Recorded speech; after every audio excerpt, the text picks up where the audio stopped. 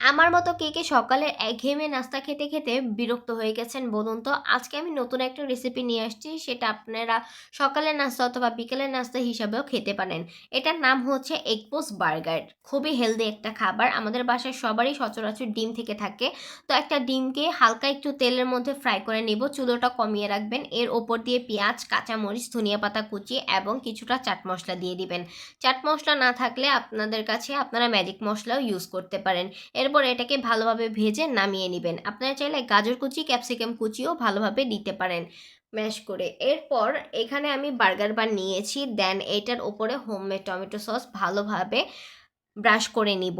তো এটা দেওয়া হয়ে গেলে এটার ওপর দিয়ে আমি যে ডিমটা পোস্ট করেছিলাম সেটা দিয়ে দিব, দেন টমেটো দিয়ে রেডি হয়ে গেল আমার এগ পোস্ট বার্গার। আপনারা চাইলে লেটুস পাতা, এরপরে হচ্ছে গিয়ে শসাও দিতে পারেন। আমার কাছে যা ছিল আমি তাই দিয়ে এই হেলদি একটা ব্রেকফাস্ট রেডি করেছি। ভিডিওটা ভালো লাগলে অবশ্যই লাইক, কমেন্ট, শেয়ার করতে ভুলবেন না। আল্লাহ হাফেজ, আসসালামু আলাইকুম।